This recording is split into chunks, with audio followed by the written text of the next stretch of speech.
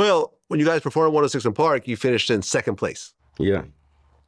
So then the labels, started calling and you had some meetings.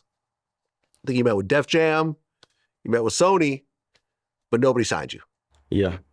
How did it feel? Okay, look, we're back on 106 in Park. We got this song. The labels are finally, we got the meetings, but then nothing. It was cool because we knew we could get back to where we knew we could do something, you know what I'm saying? So we took no losses. Even if nobody had looked at us, it still wasn't a loss because we was out there and we knew we'll still be around. We could do it. We made it to New York from Mississippi. That was crazy. Like nobody from my city had did that ever, you know what I'm saying? Okay, but then your DJ, JJ. Yeah. He put you guys in touch with his cousin, P Nasty. Yeah. And P Nasty was working with Mike Will Made It and the Eardrummers. But they're based out of Atlanta. Yeah. So you guys decided to move from Mississippi to Atlanta. Yeah. And you're what, like 20 at the time? Yeah. You guys have any money at all? We're broke as shit. we have 9 to 5s, and what's crazy is like we were saving our money. So to be honest, we had a little bit of money. We had enough to survive for a little amount of time. And so we had made a plan and we went to stay with one of our cousins. And so we went to live with one of our cousins in Atlanta, and we were staying like on Martin Luther King Drive, like down the street from this club called Esso's. It was crazy. It was lit. Okay. And then you guys put together the song, I Dip. Yeah. Did that song do anything? Yeah, it did. Its little local buzz from where we was at. It was cool, but people in Atlanta didn't really know it. Right. Because you guys aren't from Atlanta. No, so you don't have that like hometown support. Yeah. Okay, and you guys put out the next project, Three Stooges. Yeah. How did that do? I don't remember. I'm not gonna lie. Well, right, because after that, you guys ran out of money and had to move back to Mississippi.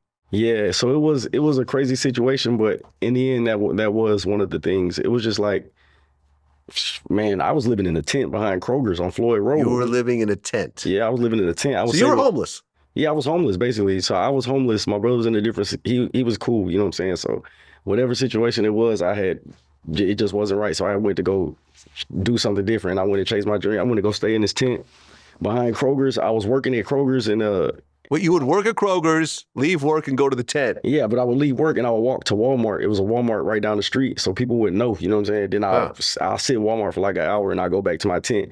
But then I was just really just performing at little local events around the city. I didn't have no rent. I was just keeping my checks, buy some clothes, get fresh, go get a haircut, go do a little open mics. That's what they was, a lot of open mics. So I go do an open mic and I just freestyle and I was going crazy. And then I ended up just going back to Mississippi. How'd you shower?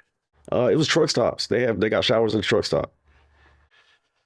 I mean, when you look at where your life is now and you think back when you'd have to go shower at a truck stop, at a public shower, you didn't have a bathroom, you'd have to go to a public bathroom. I mean, is it kind of mind-blowing right now? Yeah, it makes it all worth it. You know what I'm saying? Because I definitely could have just decided to go back to work and like just live a regular life, but you know, I kept on pushing. And me and my brother, we got back together during that time. And then, you know, you see how shit turned out. Well, right. So you moved back to Mississippi. And didn't the group kind of break up at that point? Yeah, we were separate. But, you know, just being older, I feel like I just saw shit wasn't right. So I knew where shit was going. And I just got shit ready for when my brother might need to come back. So I went and got shit set. Right. So now you're back in Mississippi again. You're working at a mattress factory. And Swae was working at a fast food spot.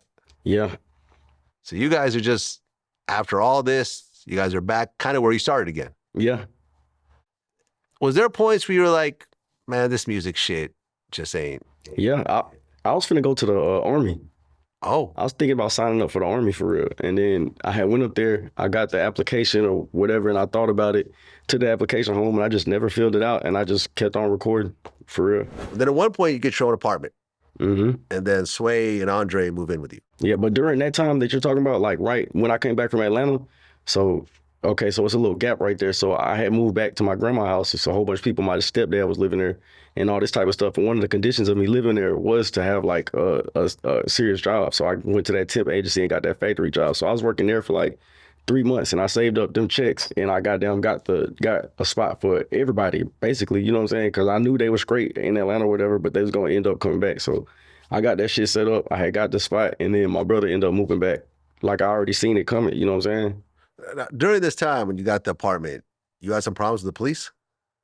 Man, we was throwing parties, man. We had like all the local kids. They was coming through. We was turning up, all our friends, and then it was this football player that had went to school with us, right? So my boy had came to our party. We had a super lit party, and it was like a college movie. So we was having this college party, and this dude was pissing on the floor at the party. So we had pushed him to the window. He pissing out the window. It's pee coming down the thing, and then police show up, and it's just like, you know what I'm saying? The dude got his thing out the window, and it's just like, yeah, it was crazy. That was a movie. So it was just little, basically, frat party shit. Yeah, that's how we was living for like that time. Just